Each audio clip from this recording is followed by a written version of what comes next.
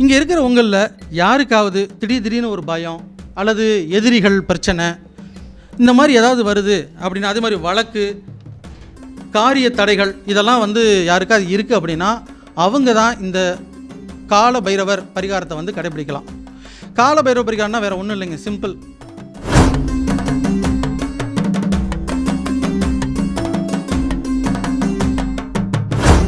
நாலாவது பரிகாரம் அப்படின்னு பார்த்தீங்கன்னா தானம் செய்தல் பரிகாரம். பொதுவாக வந்து பார்த்திங்கன்னா கிரகதோஷம், பூர்வ புண்ணிய குறைவு, வேலைகளில் தோஷம் இருக்கக்கூடியது அப்படின்னு பார்த்திங்கன்னா அவங்கள இந்த தானம் வந்து செய்வதன் மூலமாக அவங்களுடைய பிரச்சனைகள் தீரும்.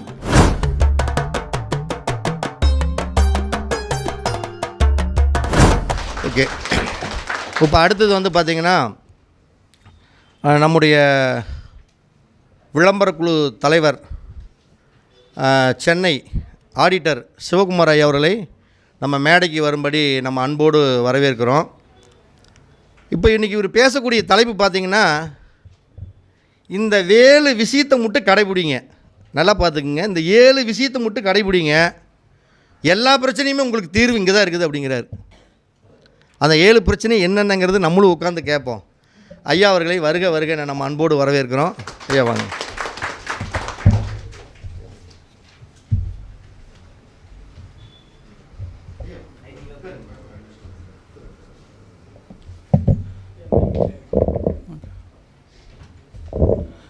சரவணபவ ஜோதிட அறிவாலயத்தின் 41வது மாதாந்திர கருத்தரங்கத்தில் கலந்து கொள்ள இங்கு வந்திருக்கக்கூடிய அனைத்து ஜோதிட ஆர்வலர்களுக்கும் நண்பர்களுக்கும், மேலும் காணொளி வாயிலாக இந்த நிகழ்வை பார்த்து கொண்டிருக்கக்கூடிய நமது சப்ஸ்கிரைபர் அனைவருக்கும் எங்களது பணிவான வணக்கத்தையும் இனிய புத்தாண்டு நல்வாழ்த்துக்களையும் தெரிவித்துக் கொள்கின்றேன். இந்த நாளில் இந்த 2026வது ஆண்டினுடைய முதல் கருத்தரங்கத்தில் பேசுவதற்கு அடியனுக்கு வாய்ப்பு கொடுத்த எமது குருநாதர் திரு பரணி பாரதி ஐயா அவர்களுக்கு எனது பணிவான வணக்கத்தை தெரிவித்துக் கொள்கின்றேன். மயக்கமா கலக்கமா மனதிலே குழப்பமா வாழ்க்கையில் நடுக்கமா, வாழ்க்கை என்றால் 1000 இருக்கும், வாசல் தோறும் வேதனை இருக்கும், வந்த துன்பம் எதுவென்றாலும் வாடி நின்றால் ஓடுவதில்லை, எதையும் தாங்கும் இதயம் இருந்தால் இறுதி வரைக்கும் அமைதி இருக்கும். மயக்கமா கலக்கமா மனதிலே குழப்பமா, ஏழை மனதை மாளிகையாக்கி இரவும் பகலும் காவியம் பாடும், நாளை பொழுதை இறைவனுக்கே அளித்து நடக்கும் வாழ்வில் அமைதியை தேடு, உனக்கும் கீழே உள்ளவர் கோடி நினைத்து பார்த்து நிம்மதி நாடு. என்னடா ஜோசிய கிளாஸில் வந்து பேச கூப்பிட்டு அவன் பாட்டுக்கு பாட்டு பாடிட்டு இருக்கேன்னு நினைக்காதீங்க. வேறு ஒன்றும் இல்லை, நம்ம பேச போகிறோடைய தலைப்பினுடைய எல்லாமே இதில் தான் இருக்குது. பிரச்சனைகளும் இந்த பாட்டுக்குள்ளேயே அடங்கியிருக்கு, பரிகாரமும் இந்த பாட்டுக்குள்ளேயே தான் அடங்கியிருக்கு. ஏன் இந்த பாட்டை பாடினேன் அப்படின்னா, எங்கள் அப்பா எனக்கு அடிக்கடி, நான் ஸ்கூல் டேஸில் வந்து கேட்பேன், அப்பா இந்த ஃப்ரெண்ட்ஸ் எல்லாம் இந்த மாதிரி பேக் வச்சுருக்காங்க, ட்ரெஸ் போட்டிருக்காங்க, எனக்கு அதே மாதிரி வாங்கி கொடுங்க அப்படின்னு சொல்லுவேன். ஸோ அப்போதைக்கு வாங்கி கொடுக்க முடியாத ஒரு சூழ்நிலை. அப்போ அவர் அடிக்கடி சொல்லுவார், உனக்கு மேலே இருக்கவங்கள பார்க்காதப்பா, நமக்கும் கீழே நிறைய பேர் இருக்கிறாங்க, அதை நினச்சி நீ சந்தோஷப்படு, இந்த அளவுக்கு நம்ம இருக்கிறோமே அப்படின்னு சொல்லுவார். ஸோ அதுதான் இந்த பாட்டு வரிகளை வந்து நான் இப்போ நினைவுபடுத்துகிறேன். நம்ம நினச்சிக்கிட்டு இருக்கோம், எனக்கு ஐயோ அவன்லாம் நல்லா இருக்கான், நான் தான் கஷ்டப்பட்டுட்டு இருக்கேன் நினைப்போம். அவனுக்கு என்னப்பா படித்து வெளிநாடு போயிட்டான், நான் இங்கே வந்து 12ஆம் கிளாஸ் படித்து நான் கஷ்டப்படுறேன்னு நினைப்போம். இக்கரைக்கு அக்கறை பச்சை, அதை மட்டும் மறந்துடாதீங்க. அங்கே இருக்கிறவனுக்கு தான் தெரியும் அவன் படுற கஷ்டம். வெளிநாட்டுக்கு என்னமோ போயிருப்பான், லட்சமாக வாங்கியிருப்பான், ஆனால் அந்த வாங்குற காசை பூரா கடனை கட்டிகிட்டு இருப்பான், இல்லை ஏதோ ஒன்று பண்ணிகிட்டு இருப்பான். ஸோ இந்த மாதிரி பல பிரச்சனைகளை வந்து நம்ம ஒவ்வொருத்தரும் வந்து வாழ்க்கையில் வந்து சந்திக்கிட்டு இருப்போம். இந்த கூட்டத்தில் இருக்க யாருக்காவது பணப்பிரச்சனை இருக்கா? எல்லாருக்குமே இருக்கும். வேலையில் மன அமைதி பிரச்சனை, நானும் கஷ்டப்பட்டு மாங்குன்னு உழைக்கிறேன்ப்பா, ஆனால் ஒரு ப்ரொமோஷன் மட்டும் தரவே மாட்டுறாங்க அப்படின்னு நினைக்காதவங்க யாருமே இருக்க மாட்டோம். உடல் ஆரோக்கியம் எனக்கு சரியில்லைப்பா அப்படின்னு சொல்லாதவங்க யாராவது ஒருத்தங்க கூட இருக்க மாட்டோம். அதே மாதிரி வந்துட்டு நம்ம எடுக்கக்கூடிய முயற்சிகள்லாம் திடீர்னு தடையாயிருது, இல்லைனா நமக்குள்ளே ஒரு இனம் புரியாத பயம் அதெல்லாம் வந்து இருக்கும். இப்படி ஏதாவது ஒரு பிரச்சனை அல்லது ஒரு எதிர்பாரான ஒரு விளைவுக்குள்ளே வந்து எல்லாருமே கண்டிப்பாக நம்ம மாட்டி தான் இருப்போம். இன்க்ளூடிங் பேசிகிட்டு இருக்கேன் நானும் உட்பட. நமக்கு அனுதினமும் அந்த இறைவனுக்கு பூஜை செய்யக்கூடிய பூசாரி முதற்கொண்டு எல்லாருமே ஏதோ ஒரு பிரச்சனைகளை தான் இருப்போம். அதுதான் வாழ்க்கை, அதுதான் யதார்த்தம். அதுக்கு தான் பெரியவங்க சொன்னாங்க, ஜாதகம் என்பது உனது வாழ்க்கை, பரிகாரம் என்பது அந்த வாழ்க்கையை எப்படி வாழ வேண்டும் அப்படிங்கிறத வழிகாட்டக்கூடிய அந்த வாழ்க்கை முறை அப்படின்னு சொல்லுவாங்க. ஸோ அதைத்தான் நம்ம வந்து பார்க்க போகிறோம். பேச்சு தொடங்குற இன்னொரு விஷயத்த சொல்லிடுறேன். கடுகு சிரித்தாலும் காரம் குறையாது, அது ஒத்துக்கிறீங்களா எல்லாரும்?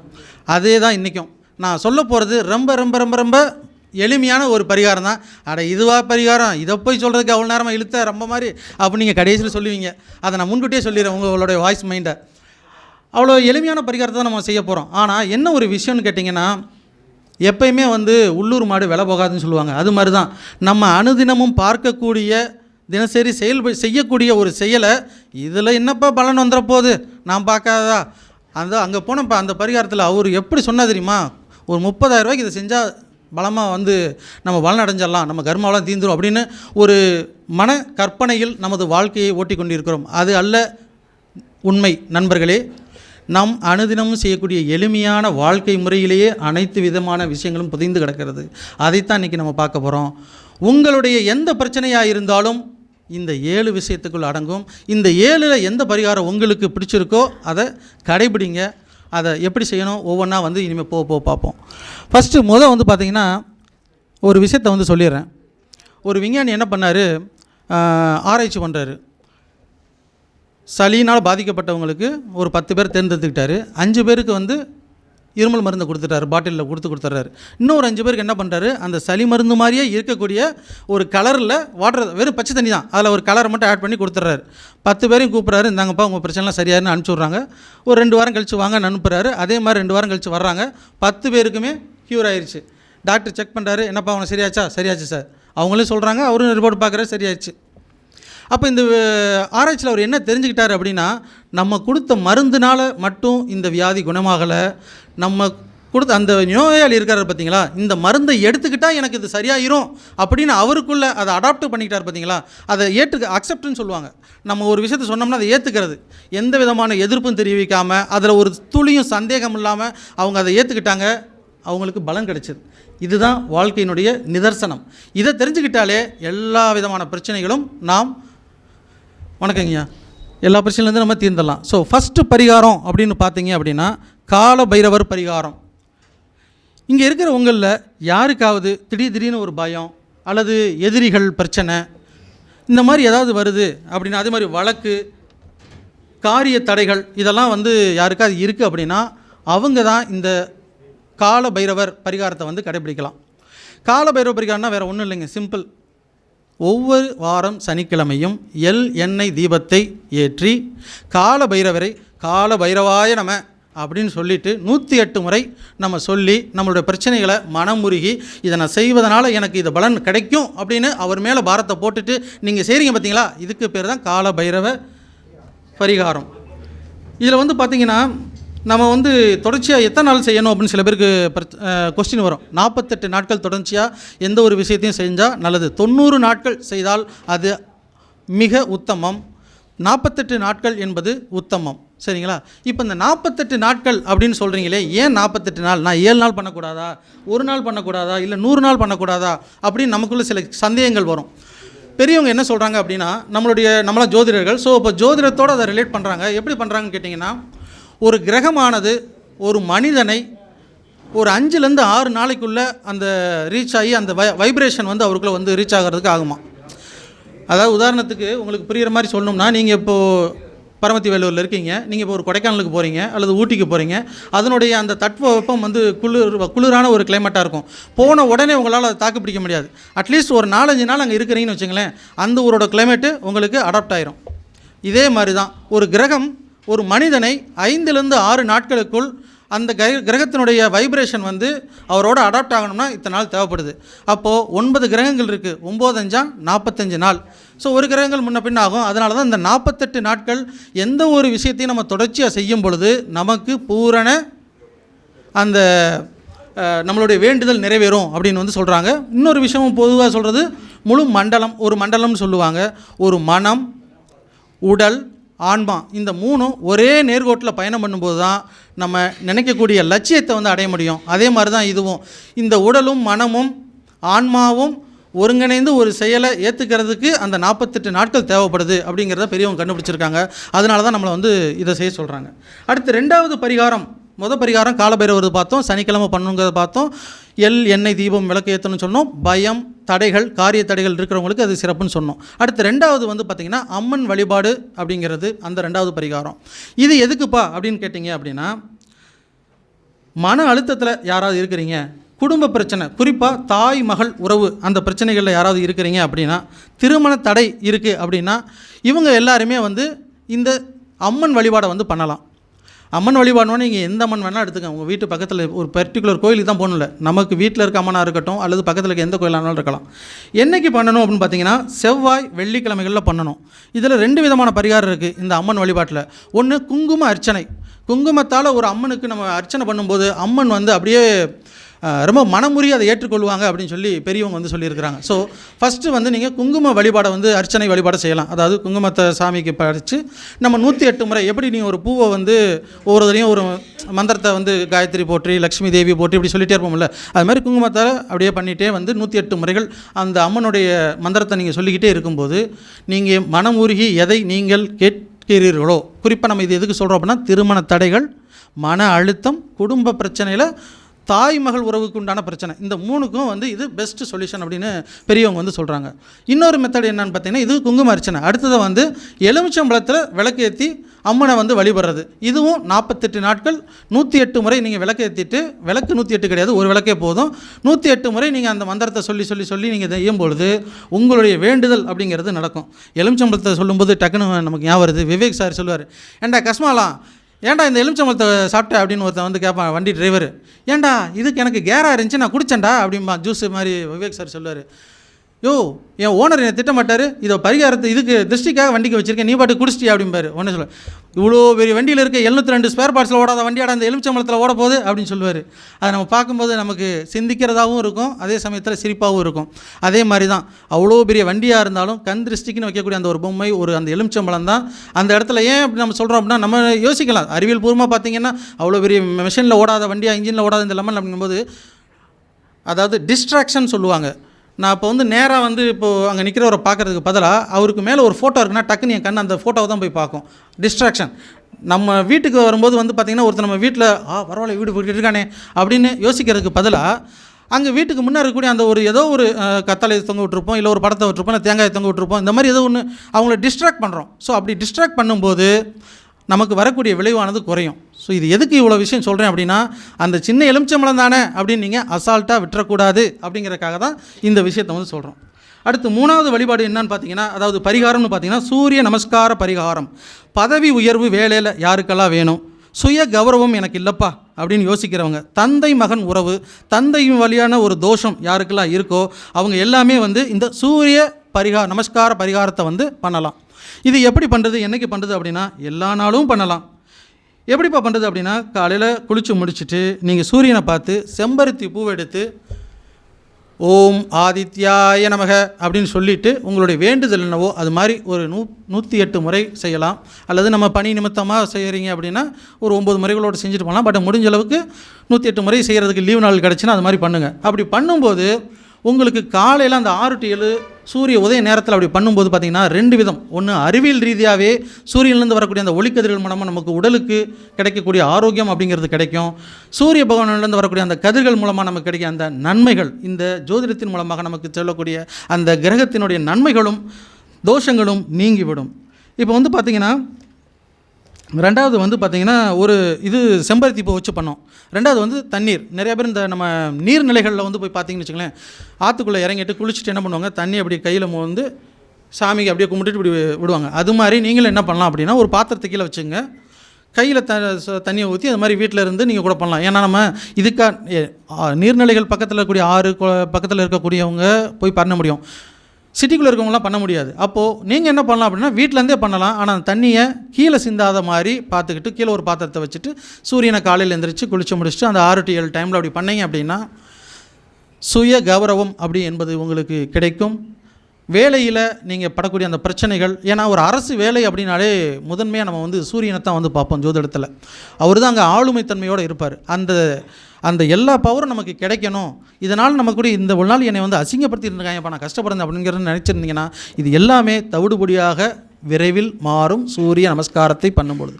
கூடவே நீங்கள் சூரிய நமஸ்காரம் அப்படிங்கிற அந்த யோகாசனத்தையும் சேர்த்து செய்யும்போது உங்களுடைய உடலும் மனமும் வலுப்பெறும் அப்படிங்கிற ஒரு கூடுதல் தகவலையும் இதில் தெரியப்படுத்திக்கிறேன். நம்ம எல்லாருக்கும் வந்து கேள்விப்பட்டிருப்பீங்க, அந்த முனிவரா ரொம்ப கோவக்காருப்பா அவர் அப்படின்னு சொல்லி நம்ம அந்த படங்கள்லாம் பார்த்துருப்போம். விஸ்வாமித்திரர் என்ன பண்ணுவாராம், டக்குன்னு ஏதாவது பண்ணிட்டோம் அப்படின்னா பிடி சாபம் அப்படின்னு சொல்லிட்டு டக்குன்னு ஒரு சாபத்தை கொடுத்துருவான். ஆனால் பாவம், ஐயோ பாவம், அந்த அவருடைய சாபத்தை வாங்கணும் தான். அப்போ வந்து சாபத்தை வாங்கும்போது வந்து அவர் என்ன பாதிக்கப்பட்டவர் என்ன சொல்லுவார், சாமி தெரியாமல் நான் பண்ணிட்டேன், எனக்கு இதுக்கு விமோச்சனமே கிடையாதா, நான் பண்ண தவறுக்கு, தெரியாமல் பண்ண தவறு அப்படின்னு சொல்லி கேட்பாங்க. அப்போ அவர் சொல்லுவார், சரி இத்தனாம் தேதி அல்லது இந்த ஜென்மத்தில் இந்த மாதிரி நடக்கும்போது இவங்களால் உனக்கு இந்த நான் கொடுத்த இந்த சாபமானது நீங்கும், விமர்சனம் கிடைக்கும் அப்படின்னு சொல்லுவாங்க. இதை நீங்கள் நம்புறீங்களா அல்லது பார்த்துருக்கீங்களா, கேட்டிருக்கீங்களா? நம்ம கூட வேணாம், பார்த்துருப்போம் கேட்டிருப்போம், சரிங்களா? அதே தான் இங்கே சிம்பிள் கான்செப்ட். அப்போது இது எதுக்காக சொல்ல வரோன்னா, ஒரு பிரச்சனை அப்படின்னு இருக்குன்னா அதுக்கு பரிகாரம் தான் தீர்வு அப்படிங்கிறத தான் இப்போ இந்த இடத்துல சொல்ல வர்றோம். கிரகத்தின் மூலமாக நமக்கு இது நடந்தே தீர வேண்டும் என்பது விதி கொடுப்பனை, அதை யாராலும் மாற்ற முடியாது. ஓகேங்களா?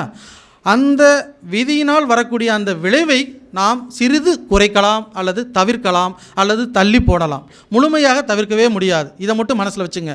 என்னப்பா 7 பரிகாரம் சொன்னால் எல்லா பிரச்சனையும் தீர்த்துருவேன்னு சொன்னால் அப்படி என்ன இப்படி என்ன யூடியூப்பில் அப்படின்னு வந்து நாளைக்கு கமெண்ட் போட்டுறாதீங்க. இதுதான் வாழ்க்கையினுடைய நிதர்சனம்.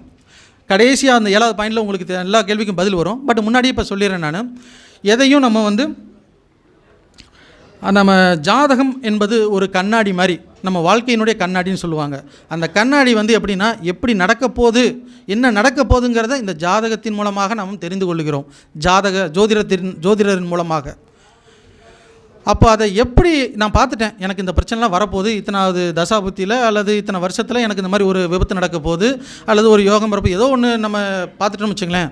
அப்போது அதிலேருந்து தள்ளி போகணும், நமக்கு ஒரு தேவை ஏற்படுது. அதுக்கு தான் இந்த பரிகாரங்கள். இதை செய்யும் பொழுது அந்த பிரச்சனைகளினுடைய வலிமையை நாம் கண்டிப்பாக வெகுவாக குறைக்க முடியும்.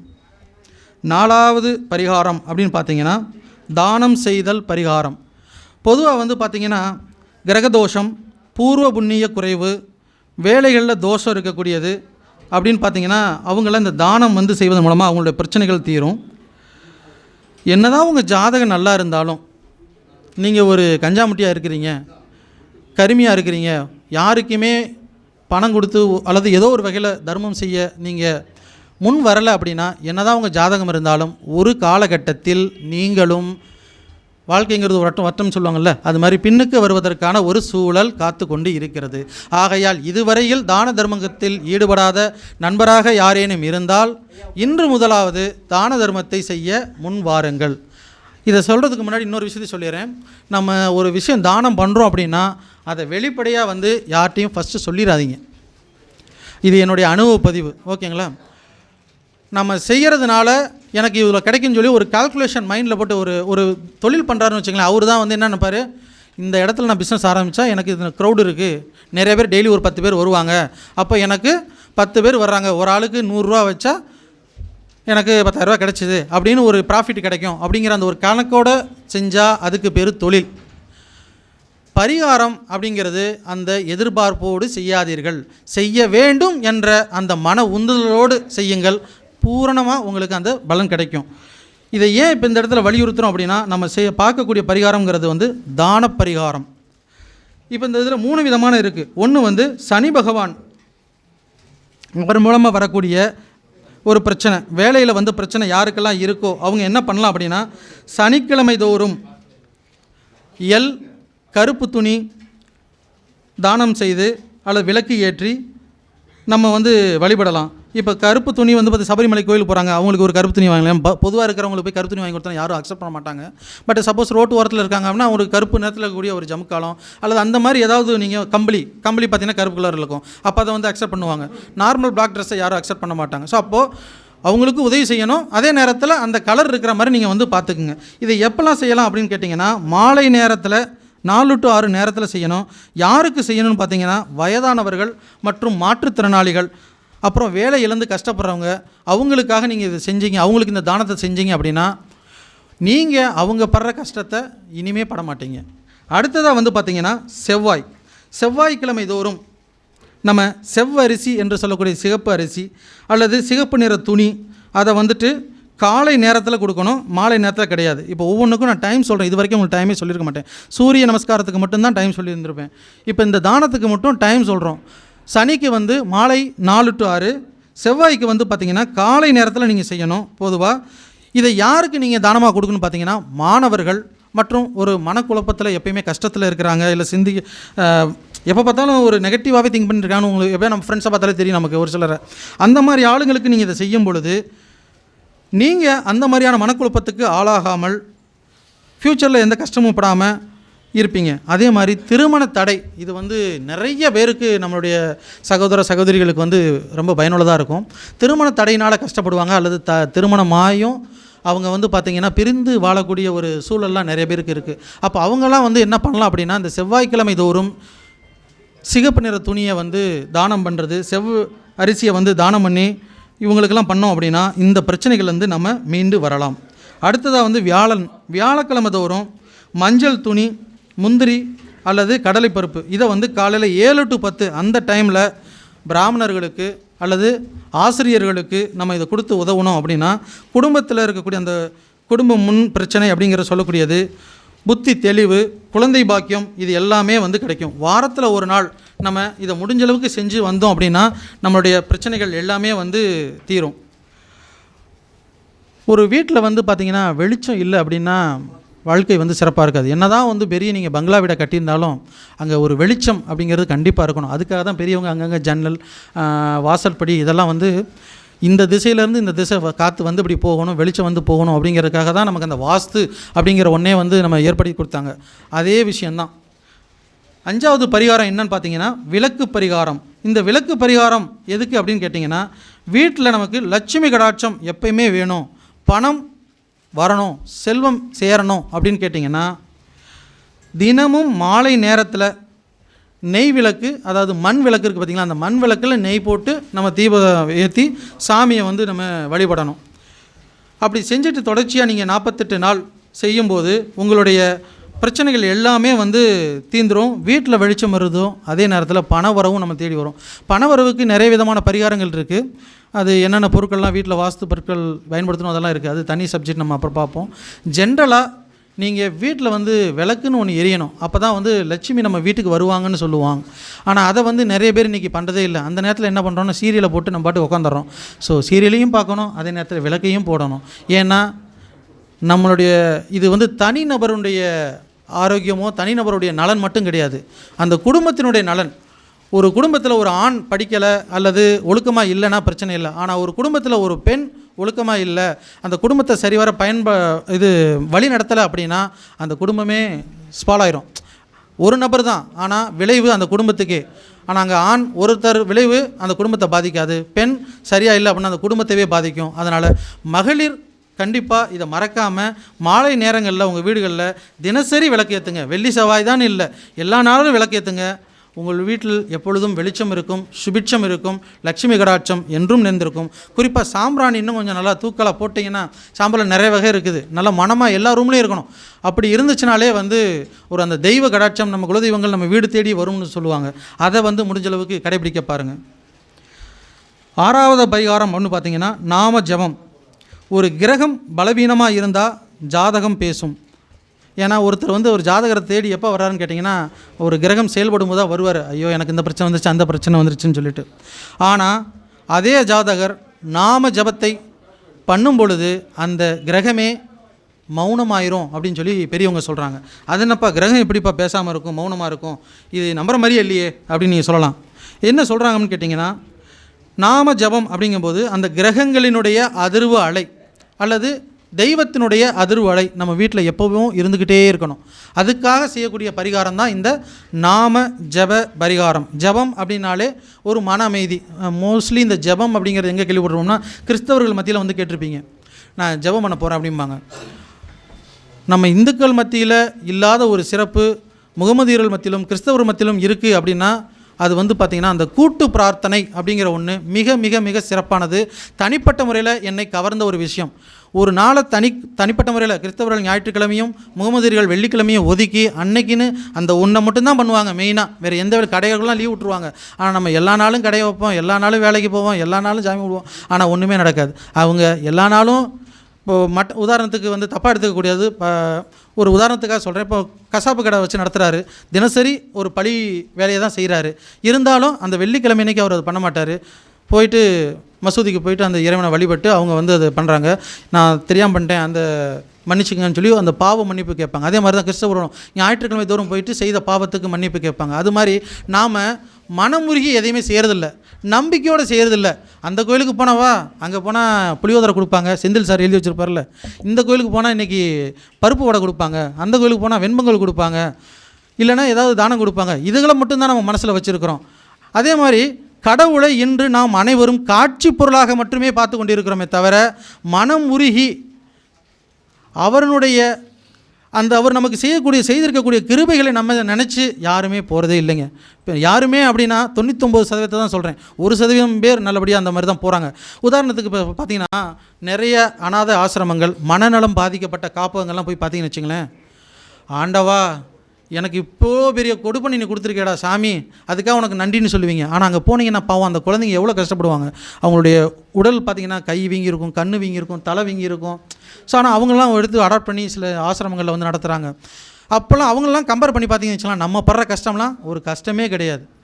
நமக்கு நல்ல கைகால் இருக்குது, நல்ல குடும்ப உறவினர்கள் இருக்கிறாங்க, வேலை இருக்குது, சம்பளம் வேணால் நமக்கு கூட குறைய இருக்கலாம். ஆனால் கேரண்டியாக ஒரு சம்பளம் வருது, இல்லை ஒரு தொழில் பண்ணுறோம் வருமானம் வருது. ஆனால் அது கூட கிடைக்காத எவ்வளவோ பேர் வந்து கஷ்டப்பட்டுருக்காங்க. நான் ஆரம்பத்திலே ஒரு பாட்டு பாடினேன், அதுதான் இந்த விஷயம். நீங்கள் லிங்க் பண்ணி பார்த்தீங்கன்னா உங்களுக்கு தெரியும். ரெண்டாவது 108 முறை செய்ய சொல்லி ஒவ்வொரு தடையும் சொல்கிறியப்பா, ஏன் இந்த 108 முறை அப்படின்னு கேட்டிங்கன்னா 12 ராசி 9 கிரகங்கள். ஸோ 12 × 9 108. அந்த ஒவ்வொரு கிரகமும் ஒவ்வொரு ராசியிலையும் போயிட்டு அதனுடைய அதிர்வு அலைகளை கொடுக்கணும், அவருக்கு பலனை கொடுக்கணும். அப்படின்னா 108 முறை நம்ம அதை செய்யும் பொழுது 12 ராசிகள் 9 கிரகத்தினுடைய அருள் நமக்கு எப்போவுமே கிடைக்கும். அதுக்காகத்தான் ஒவ்வொரு பரிகாரத்திலையுமே நம்ம சொல்கிறது 108 முறை சொல்லுங்கள், 48 நாள் தொடர்ச்சியாக பண்ணுங்கள். 90 நாள் மிக மிக உத்தமம், 48 நாள் உத்தமம். இது எப்போல்லாம் பண்ணலாம் அப்படின்னு பார்த்தீங்கன்னா, தினமும் காலையில் வந்து 4:30 to 6:30 பிரம்ம முகூர்த்தத்தில் வந்து பண்ணணும். எப்படி பண்ணோம் அப்படின்னா, குளிச்சுட்டு வடக்கு திசை அல்லது கிழக்கு திசையை நோக்கி உட்காந்துக்குங்க. அங்கே உட்காந்துட்டு நீங்கள் உங்களுடைய வேண்டுதல் என்னவோ, பண கஷ்டமோ அல்லது குடும்ப பிரச்சனையோ அல்லது வேலை பிரச்சனையோ, அந்த பிரச்சனையை சொல்லிவிட்டு இது சரியானு சொல்லிவிட்டு உங்களுக்கு பிடிச்ச தெய்வம் எதுவோ அந்த பேரை சொல்லி நமக நமகல்ல நம அதோடு முடிச்சிடணும். ஓம் நம சிவாய நம அதோடு முடிச்சிடணும். ஓகேங்களா? இந்த மாதிரி நம்ம தொடர்ச்சியாக செஞ்சு வந்தால் நமக்கு இந்த நாம ஜபத்தின் மூலமாக பல்வேறு பலன்கள் கிடைத்தே தீரும். யாரெல்லாம் அப்படின்னா இந்த மனப்பிரச்சனைகளில் பலவீனமாக இருக்கிறவங்க எல்லாமே வந்து இதை வந்து செய்யலாம்.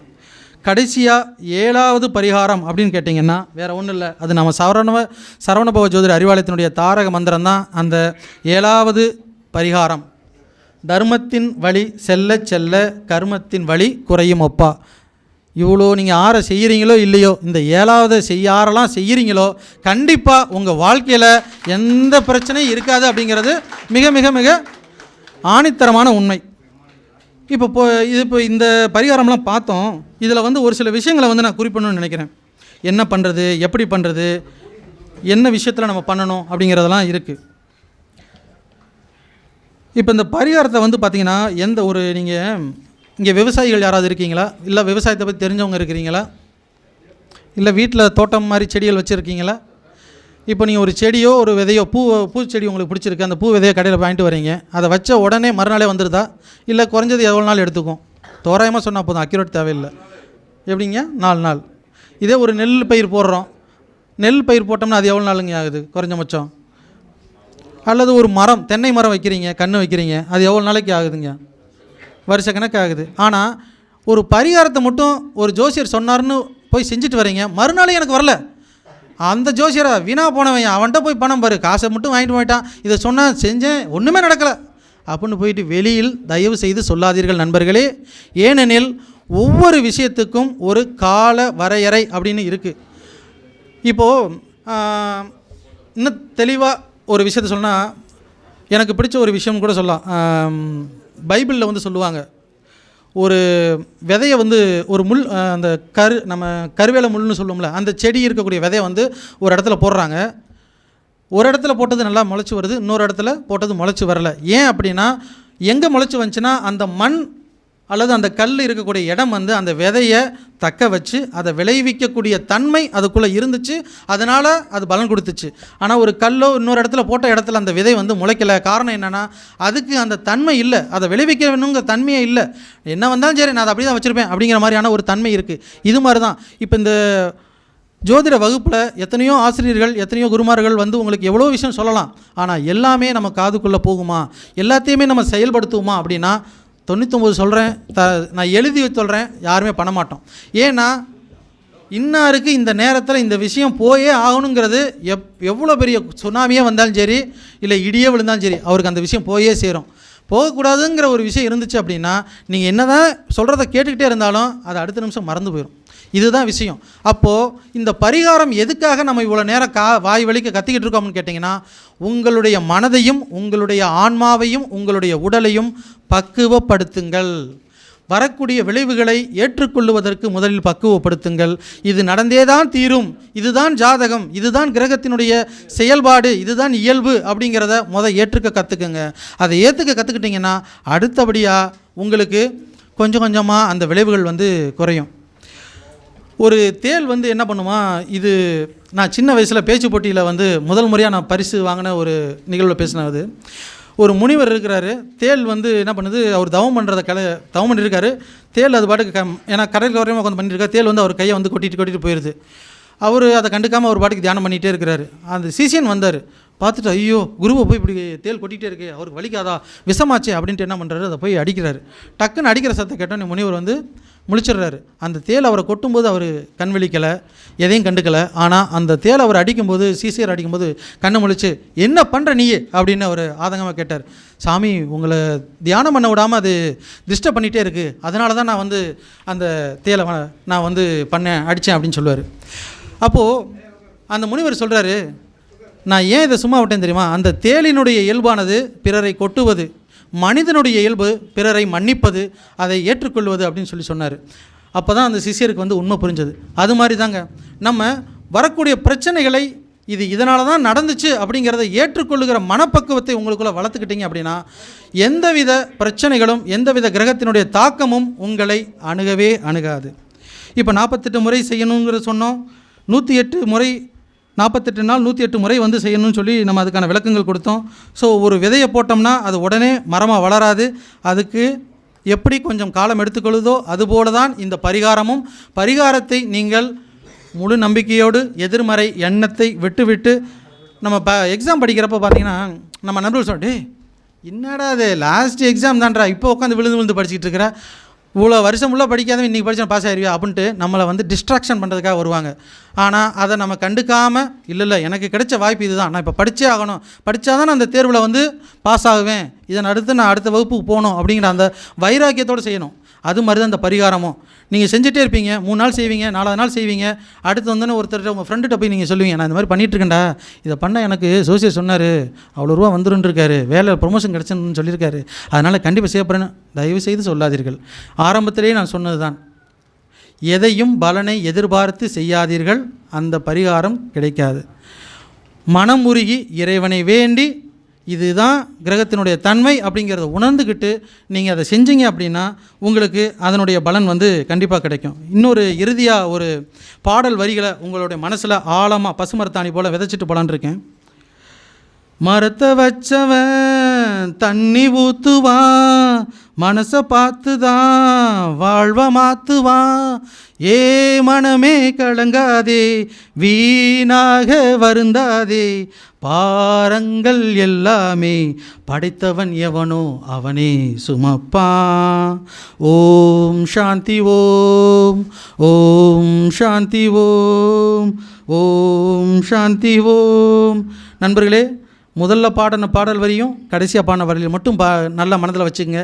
இதுக்கிடையில் நான் பேசுனது உங்களுக்கு மனசில் இருந்தாலும் இல்லைன்னாலும் அதை பற்றி கவலை இல்லை. ஆனால் இந்த 2 பாடல் வரிகளை மட்டும் மனசில் வச்சுக்கிட்டிங்கன்னா தன்னால் அந்த விளக்கமும் பரிகாரமும் உங்கள் காதுகளையும் செவிகளையும் மனதையும் கண்டிப்பாக தேடி வந்துடும். அந்த அதிர்வுகள் உங்களை நோக்கி வந்து கொண்டிருக்கும்.